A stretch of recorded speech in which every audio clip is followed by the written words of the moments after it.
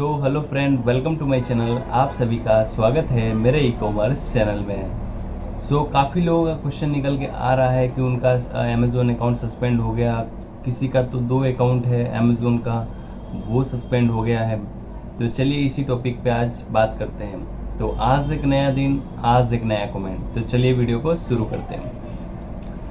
हालांकि account suspend का इस मंथ में मुझे चौथा या पांचवा मुझे कमेंट निकल के सामने आया है, बट फिर भी इसी टॉपिक पे मैं बात कर रहा हूँ। काफ़ी लोगों का अकाउंट सस्पेंड हो रहा है। अकाउंट सस्पेंड होने के लिए कुछ चीज़ें, एक्टिविटी हम गलत कर देते हैं, सेलर गलत कर देते हैं, या फिर हमसे कुछ गलत हो जाता है, या फिर कोई एक्टिविटी जो होती है वो कस्टमर के एंड से जो गलत हो जाता है। तो कस्टमर के एंड से हालांकि बहुत ही कम, रेयर चांस होता है जिसकी वजह से आपका अकाउंट सस्पेंड हो।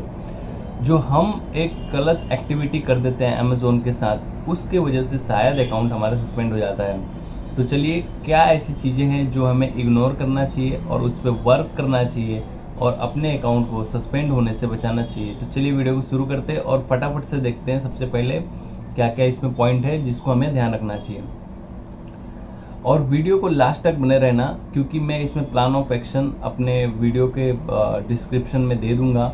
आप उस डिस्क्रिप्शन को कॉपी करके आप उसको अमेज़ोन को मेल कर सकते हो, कुछ चीज़ें मॉडिफाई करके, ताकि आपका अकाउंट खुलने में आसानी हो। तो चलिए वीडियो को शुरू करते हैं। सबसे पॉइंट नंबर 1 निकल के आता है कि जब भी हम नया सेलर बनते हैं तो हमें क्या होता है, जब भी हम नया सेलर बनते हैं तो हमें ये होता है कि हमें फटाफट से ऑर्डर आ जाए, कहीं से भी ऑर्डर आ जाए। किसी भी कैटेगरी में अगर हम डील करते हैं तो हमको लगता है कि अगर हम शूज़ में कर रहे हैं तो फटाफट से शूज़ के ऑर्डर मुझे आने लगे, या फिर हम क्लोथिंग में कर रहे हैं तो फटाफट से क्लोथिंग में ऑर्डर आने लगे। तो हम एक चीज़ गलती कर बैठते हैं, हम अपना ब्रांड प्रोडक्ट सेल ना करके हम किसी के प्रोडक्ट को मैप कर लेते हैं, मैपिंग जिसको बोलते हैं। तो ये पॉलिसी के खिलाफ होता है। हमें किसी भी प्रोडक्ट को मैपिंग नहीं करना चाहिए अमेज़ोन की तरफ से। हमें अपना ही प्राइवेट लेवल या फिर जेनरिक ब्रांड बनाकर हमें सेल आउट करना चाहिए अमेज़ोन पे। पहला ये हो गया कि आप किसी भी प्रोडक्ट को मैपिंग ना करो, बिकॉज ऑफ वो आपका प्रोडक्ट है नहीं। सामने वाला कभी भी आपको इशू क्रिएट कर सकता है या फिर मेल ड्रॉप कर सकता है कि ये पर्टिकुलर ब्रांड मेरा लिस्टिंग पे सेल आउट कर रहा है, मेरी ब्रांड का इमेज ख़राब कर रहा है, या फिर रेटिंग ख़राब हो रहा है, जिसके कारण आपका अकाउंट बंद हो सकता है। तो पहला पॉइंट होता है मैपिंग का।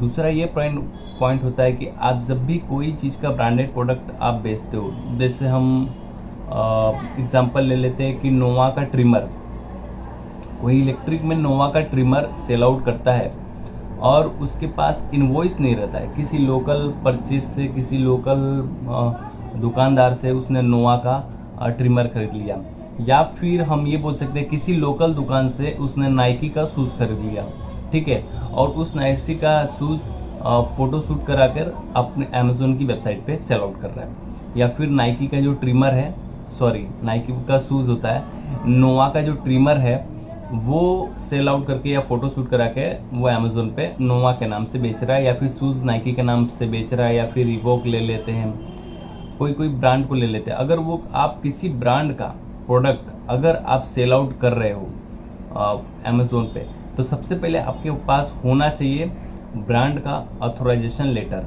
या फिर इनवॉइस बिल। जैसे आप किसी भी पार्टी से खरीद रहे हो या किसी दुकानदार या किसी भी मैन्युफैक्चरर से खरीद रहे हो, तो आपके पास उस पर्टिकुलर ब्रांड का, हम नोवा की बात करते हैं, जैसे नोवा का आपने ट्रिमर लिया, तो आप अगर उस पार्टी से नोवा का इनवॉइस कॉपी या फिर नोवा का जो बिलिंग होती है, जो आपके पास जो बिल बना के आपको देगा सेल आउट करने के लिए, या फिर जो परचेस अमाउंट, तो वो आपके पास बिल होना चाहिए। अगर ये चीज़ आपके पास नहीं रहता है तो अमेज़ोन आपसे ऑथराइजेशन लेटर मांगता है या फिर इनवॉइस बिल मांगता है। ऑथराइजेशन लेटर ये होता है जो नोवा की कंपनी है वो आपको देती है कि आपको मैं ऑथराइज कर रहा हूँ, मेरे प्रोडक्ट पे आप सेल आउट करो। बट ये जो इनवॉइस बिल होता है ये होता है कि जो भी नोवा कंपनी है वो अपने डिस्ट्रीब्यूटर को माल सप्लाई करती है और वो डिस्ट्रीब्यूटर रिटेल को देते हैं और रिटेल अमेज़ोन पे सेल आउट करता है। तो अगर आपके पास अगर रिटेल का इनवॉइस कॉपी है तो आप उसको सबमिट करते हो, अदरवाइज आप नोवा से ऑथराइजेशन लेटर लेते हो, वो भी आप सबमिट कर सकते हो। तो आपको ये ध्यान रखना है कि जो ब्रांडेड प्रोडक्ट है वो किसी भी दुकानदार या फिर किसी भी मैन्युफैक्चरर यूनिट से आप खरीद रहे हो तो आपके पास ऑथराइजेशन लेटर या फिर इनवॉइस कॉपी दोनों में से एक होना चाहिए, अदरवाइज आपका अकाउंट हो जाएगा सस्पेंड। तीसरी चीज़, ये तो 2 मैटर हो गया। तीसरी चीज़ हो जाती है कि आईपी एड्रेस। जब भी आपके पास एक से मल्टीपल अकाउंट हो, जाहिर सी बात है किसी का एक अकाउंट है तो जाहिर सी बात है वो ज़्यादा प्रॉफिट के लिए एक और अकाउंट ओपन कर लेता है, तो जिससे उससे ज़्यादा प्रॉफिट होता है, ज़्यादा मार्जिन होता है। तो हमें क्या करना चाहिए, इस चीज़ को ये ध्यान रखना चाहिए कि जब भी आप 1 से 2 यानी 1 से ज़्यादा अकाउंट आप यूज़ करते हो, मल्टीपल अकाउंट जिसको बोलते हैं, उस केस में अमेज़ॉन आपका अकाउंट सस्पेंड कर सकता है। बिकॉज ऑफ क्या होता है कि आप एक ही पीसी से एक ही इंटरनेट से आप डबल आईडी लॉगिन करते हो तो वो अमेज़ॉन के जो सेलर सेंटर है वहाँ पे आपका आईपी एड्रेस चला जाता है, जिसके कारण क्या होता है कि अमेज़ॉन आपको एक मेल ड्रॉप करता है, you have multiple account uses, that's why we are suspending your account. So क्या होता है कि अगर आपके पास 2 अकाउंट है तो आप 2 इंटरनेट लो या फिर आप 2 पीसी लो, दैट्स व्हाई अगर आप एक ही पीसी पे काम करोगे तो आपका अकाउंट सस्पेंड हो जाएगा। ये तीसरा मुद्दा है। उसके बाद आते हैं अपन छोटे छोटे चीज़ों पे। ये जो चीज़ें हैं ये मेजर है, ये अगर आपने वायलेट किया तो आपका अकाउंट बंद हो जाएगा। अब इसमें छोटी छोटी भी चीज़ें हैं, 4-5 चीज़ें जिसको मैं शॉर्ट में समझाता हूँ। जिससे क्या हो जाता है कि हम जब भी अपनी लिस्टिंग करते हैं प्रोडक्ट की, अगर उस प्रोडक्ट की टाइटल अगर हम सही से ना रखें या फिर डिस्क्रिप्शन सही से ना रखें या फिर बुलेट पॉइंट उसमें सही से ना रखें तो भी हमारा अकाउंट टेम्परेरी बेस पे सस्पेंड करते हैं। एक्चुअली क्या होता है, ये जो मैं आपको 3 चीज़ बताया वो परमानेंट सस्पेंड है। जो ये चीज़ें बता रहा हूँ ये टेम्पररी, मतलब कुछ टाइम के लिए आपको सस्पेंड करते हैं। अगर आप उसको मॉडिफाई कर देते हो या फिर ठीक कर लेते हो तो आपका अकाउंट वापस एक्टिवेट हो जाएगा।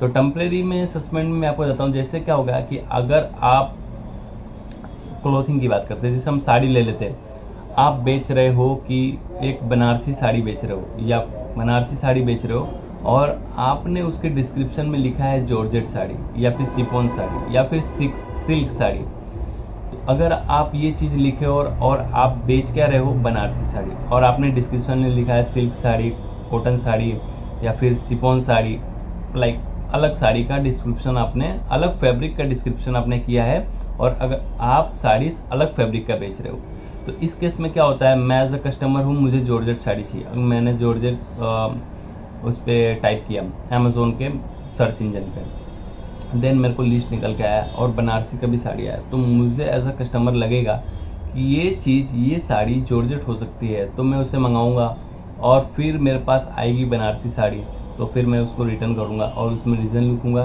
कि ये जॉर्जेट साड़ी नहीं है, मुझे रिसीव हुई है अलग फैब्रिक की साड़ी। तो इस केस में क्या करता है, अमेज़ॉन ऑब्जर्व करता है कि अगर आपकी साड़ी अगर बनारसी है तो प्लीज़ उसमें बनारसी डिस्क्रिप्शन डालें, या फिर कॉटन है तो कॉटन डालें, या फिर उसमें अगर बनारसी है तो बनारसी डालें, कॉटन शिफॉन है तो शिफॉन, सिल्क है तो सिल्क, मतलब जो फैब्रिक आप सेल आउट कर रहे हो वही फैब्रिक डालो। अदरवाइज़ क्या होता है, आपका लिस्टिंग बंद कर देते हैं अमेज़ॉन की तरफ से।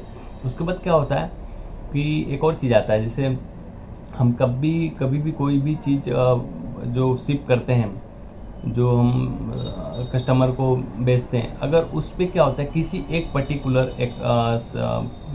एक पर्टिकुलर प्रोडक्ट का रिटर्न हाई रिटर्न होता है, मतलब 18%, 20%, 25%, मतलब 100 पीस बिका 30 पीस रिटर्न आ गया तो उसको बोलते हैं हाई रिटर्न में काउंट होता है। क्या हो रहा है लाइक उसमें क्या होता है कि हाई रिटर्न काउंट होता है। जैसे अगर आप 100 पीस बेच रहे हो, 18-20 पीस रिटर्न ही आ जा रहे हैं तो हाई रिटर्न में काउंट करता है अमेज़ॉन। तो उस केस में क्या होता है कि जैसे आपका कोई पर्टिकुलर हाई रिटर्न हो गया तो अमेज़ॉन की तरफ से एक मेल आएगा, you have this listing ID is high return, और उसके बाद क्या होगा, वहाँ पे एक और भी मेल आएगा नीचे लिखा हुआ कि अगर आप इस चीज़ को मेंटेन नहीं करोगे या फिर इस चीज़ को ऊपर आप वर्क नहीं करोगे तो आपका अकाउंट सस्पेंड कर दिया जाएगा। ठीक है, तो आपको किसी भी प्रोडक्ट का अगर हाई रिटर्न आता है तो प्लीज़ उस चीज़ को आप ऑब्जर्व करो, कस्टमर के फीडबैक से समझो आप कि कस्टमर क्या कहना चाहता है, क्या मतलब उसकी प्रॉब्लम है, क्या सॉर्ट आउट करना है, वो आप चीज़ों को पकड़ो और प्रॉपर उसके ऊपर वर्क करो, ताकि उस पर हाई रिटर्न है वो लो रिटर्न में हो जाए और उसके बाद नो रिटर्न में हो जाए। No return in the sense थोड़ा कम आए। उसके बाद ये तो हो गया रिटर्न की बात। उसके बाद आता है कुछ चीज़ें होती है जो पैनल पे हमारे ऑलरेडी परफॉर्मेंस में रहता है। तो पहला हो जाता है, उसमें हम ले लेते हैं कि रेटिंग। रेटिंग मतलब परफॉर्मेंस आता है एक रेटिंग का, जिसमें आपको 1 स्टार की रेटिंग नहीं आना चाहिए। अगर आप कोई प्रोडक्ट काफ़ी बड़े लेवल पे बेच रहे हो, मतलब हाई बेच रहे हो, 50 60 70 ऑर्डर रोज की डिस्पैच कर रहे हो, तो उस पर एक आधा अगर आ जाता है रेटिंग नेगेटिव तो इफेक्ट नहीं पड़ता इतना। बट आप अगर सिर्फ 5 6 4 3 2 1 या 10 पीस बेच रहे हो और उसमें कस्टमर का फीडबैक आपके अकाउंट पे ना कि प्रोडक्ट पे, मैं वापस से बोल रहा हूँ, आपके अकाउंट पे ना कि प्रोडक्ट पे, अगर आपके अकाउंट पे अगर 1 स्टार की रेटिंग आ जाती है अमेज़ोन की तरफ से, वो आपके प्रोडक्ट पे नहीं दिखेगा, आपके अकाउंट पे दिखता है, तो आपको एक मेल आएगा अमेज़ोन की तरफ से कि आपको आपके अकाउंट पे नेगेटिव फीडबैक आया है, अगर ये कंटिन्यू आता रहेगा तो आपका अकाउंट सस्पेंड कर दिया जाएगा। तो ये चीज़ें आप थोड़ा ध्यान रखें कि आपके अकाउंट पे नेगेटिव फीडबैक ना आए। Negative in the sense 1 star की रेटिंग ना आए। ज़्यादातर आपके अकाउंट पे 4 या 5 की रेटिंग आए तो ज़्यादा बेहतर होता है। उसके बाद आता है कि जब भी हम कोई प्रोडक्ट ऑर्डर आ गया है उसको RTD करते हैं, तो RTD मार्क जो करते हैं, जिसको इसमें तो फ्लिपकार्ट में RTD मार्क करते हैं, यहाँ पे होता है टू शिप हैंडओवर में, सेम ही होता है, हैंडओवर में डालो या फिर RTD या फिर ऑर्डर प्रोसेस करो। तो जो भी हम ऑर्डर प्रोसेस करते हैं तो हमें ये चीज़ें ध्यान रखना चाहिए कि जैसे आज अगर ऑर्डर आया है और अमेज़ोन हमें 2 दिन का टाइम देता है, तो हमें 2 दिन के अंदर ही प्रोसेस कर देना चाहिए। अदरवाइज़ क्या होता है, वो प्रोडक्ट अगर आप 2 दिन के बाद करते हो या फिर भूल जाते हो या फिर कुछ भी रीज़न आ गया, नेट का आ गया, PC बंद हो गया, कुछ भी, तो आप उसको मोबाइल से क्रिएट कर दो, नहीं हो पा रहा है तो लेकिन अगर आप नहीं प्रोसेस कर पाते हो किसी कारणवश, तो आपका अकाउंट हो जाता है लेट शिप चार्ज में, लेट डिस्पैचिंग में हो जाता है। तो उस वजह से क्या होता है कि आपका अकाउंट पे नेगेटिव इफेक्ट पड़ता है, जिसके कारण क्या होता है, लेट डिस्पैच या लेट शिपिंग चार्ज का पेनल्टी लगती है। पेनल्टी इन द सेंस आपको ₹0 लगेगी, बट आपका परफॉर्मेंस खराब हो जाएगा अमेज़ोन के तरफ से, और उस केस में भी अकाउंट बंद हो सकता है। उसके बाद निकल के आता है कैंसिलेशन। कैंसिलेशन 2 टाइप के होते हैं। एक कैंसिलेशन होता है कि कस्टमर का कैंसिलेशन होता है और दूसरा होता है सेलर कैंसिलेशन। मैं आपको दोनों कैंसिलेशन समझा देता हूँ। फर्स्ट अपन लेते हैं कस्टमर का। कस्टमर अगर कोई प्रोडक्ट का ऑर्डर करता है और वो कैंसिलेशन कर देता है तो आपको पेनल्टी नहीं लगेगी, 0 लगेगा, आपका कोई चार्ज नहीं लगेगा, भले आप उस ऑर्डर को पे ही क्यों ना कर दिया हो निकाल के, आपको कुछ चार्ज नहीं लगेगा अगर कस्टमर ऑर्डर कैंसिल करता है। तो अगर ऑर्डर आ चुका है, कस्टमर अगर कैंसिल नहीं करता है और ऑर्डर आ चुका है और आपके पास इन्वेंट्री में माल नहीं है, स्टॉक नहीं है, या फिर आपके पास कोई रीज़न है जैसे डिफेक्ट प्रोडक्ट है या फिर स्टॉक नहीं है या फिर स्टॉक आने वाला है वो डिले हो चुका है और आप किसी कारणवश ऑर्डर को प्रोसेस नहीं करते हो, आप कैंसिल कर देते हो, तो आपको करीब करीब 2 या 4% की पेनल्टी लगती है पूरे ऑल ओवर अमाउंट का, और उसके बाद आपका परफॉर्मेंस भी डाउन होता है। हाँ, एक चीज़ आप ध्यान रखना, एकाक ऑर्डर शिप होने में मैं आपको ये चीज़ भी, ऐसा नहीं कि स्ट्रिक है, इंसान है, हम सेलर है, कभी ना कभी इंसान से गलती हो जाती है काम करने से, मुझसे भी हो जाती है। तो अगर आपको एकाक ऑर्डर एकाक महीने में एकाक कैंसिल कर दिए तो नो इशू, एकाक ऑर्डर आप लेट शिप कर दिए तो नो इशू, एकाक ऑर्डर आपने लेट प्रोसेस कर दिए तो नो इशू। बट ये चीज़ें कंटिन्यू करते हो, जैसे आज भी किया, कल भी किया, परसों भी किया, कंटिन्यू करते हो, तो ये चीज़ें गलत है, इससे परफॉर्मेंस पे इफेक्ट पड़ता है, जिसके कारण आपका अकाउंट बंद हो जाता है। और इसके पहले जो मैंने बताया था, जो 3 चीज़ें मेजर थी, उसे आपको ध्यान रखना पड़ेगा। पहला था मैपिंग, दूसरा था ब्रांडेड प्रोडक्ट, आपको सेल आउट नहीं करना, अगर सेल करना है तो आपके पास ट्रेडमार्क या इनवॉइस कॉपी होना चाहिए। तीसरा था IP एड्रेस, जो कि आप एक ही PC से लॉगिंग नहीं कर सकते। ये मेजर चीज़ें हैं जिससे अकाउंट सस्पेंड होता है। उसके बाद ये जो चीज़ें मैंने बताया, ये चीज़ें क्या होता है कि अकाउंट पे टेम्परेरी बेस पे सस्पेंड करता है। जैसे लिस्टिंग अगर आपने अच्छी नहीं की हो, कॉटन फैब्रिक की जगह पे कुछ और डिस्क्रिप्शन डाला है, या फिर आपके प्रोडक्ट पे रेटिंग नेगेटिव फीडबैक आ रहा है, जैसे अकाउंट पे एक आ गया फीडबैक नेगेटिव, तो इससे इफेक्ट नहीं पड़ेगा। ऐसा नहीं कि आपका एक अकाउंट रेटिंग आ गया तो आपका अकाउंट बंद हो जाएगा, नहीं, इससे इफेक्ट नहीं पड़ेगा। या फिर जैसे आप सेव करने में देरी हो जा रही है आपके प्रोडक्ट को, एक आध प्रोडक्ट हो गया तो कोई नहीं, इससे इफेक्ट नहीं पड़ेगा। पर ये चीज़ें कंटिन्यू, वो जो 3 चीज़ें थी वो 1 टाइम हो जाएगा, आपका अकाउंट बंद हो जाएगा। पर ये जो चीज़ें ये आपको कंटिन्यू 1 टाइम होगा तो आपका अकाउंट नहीं बंद होगा, ये कंटिन्यू होगा, जैसे आज भी हो गया, कल भी हो गया, परसों भी हो गया, तो आपको इन केस में आपका अकाउंट सस्पेंड हो जाएगा। तो मैं इस डिस्क्रिप्शन में आपको एक प्लान ऑफ एक्शन जो अमेज़ोन को आपको भेजना है, तो सबसे पहले जिन लोगों का अकाउंट सस्पेंड हो चुका है उन लोगों का इतना पैनिक होने की ज़रूरत नहीं, अकाउंट एक्टिवेट भी होता है। आपको सबसे पहले आपको क्या करना है कि परफॉर्मेंस टीम को आपको एक मेल ड्रॉप करना है कि मेरा अकाउंट जिस भी रीजन से आपका अकाउंट बंद हुआ है, तो इस रीजन से मेरा अकाउंट बंद हो चुका है, तो प्लीज़ एक्टिवेट माय अकाउंट। ऐसा करके टेम्परेरी बेस पे आपको एक मेल भेज देना है कि मेरा अकाउंट सस्पेंड हो चुका है, मैं एक्टिवेट नहीं कर पा रहा हूँ या प्रोडक्ट लिस्टिंग नहीं कर पा रहा हूँ। उसके बाद अमेज़ोन की तरफ से एक मेल आएगा कि please give me plan of action, that's why you work what ever, जो भी आप वर्क कर रहे हो उस वर्क पे आपको एक प्लान ऑफ एक्शन बना के भेजना है अमेज़ोन को, अमेज़ोन सेलर सपोर्ट को। तो उस केस में क्या होगा, जब भी जिस चीज़ें से आपकी अकाउंट सस्पेंड होता है, लाइक आईपी एड्रेस होता है, या फिर आपका मल्टीपल अकाउंट्स होता है, या फिर आप किसी नॉन ब्रांडेड को बेच रहे हो या फिर ब्रांडेड को बेच रहे हो, या फिर किसी भी इशू से आपका अकाउंट बंद होता है, तो आपको उस इशू पे मिनिमम 5 पॉइंट आपको लिखना है, जिससे आप उस चीज़ों को अच्छे तरीके से कर सकते हो या फिर मॉडिफाई कर सकते हो। हालांकि मैं डिस्क्रिप्शन में एक डेमो दे दूंगा जिससे मेरा भी अकाउंट सस्पेंड हुआ था, तो मुझे काफ़ी हेल्प हुआ था और मेरा अकाउंट एक्टिवेट हो गया था। हालांकि ये कैटेगरी क्लोथिंग की थी, दैट्स वाई हो गया था मेरा अकाउंट एक्टिवेट। बट मैं होप आप लोगों का भी हो जाए। मैं आपको प्लान ऑफ एक्शन डिस्क्रिप्शन में भेज देता हूँ।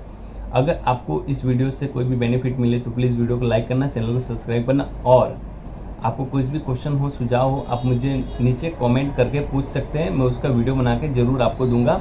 और अगर आप मुझे मेल कर सकते हो तो मेरा मेल आईडी है, अगर इंस्टा पे फॉलो कर सकते हो तो मेरा इंस्टा आईडी है, सारी चीज़ें डिस्क्रिप्शन में है। वीडियो देखने के लिए धन्यवाद। जय हिंद, वंदे मातरम।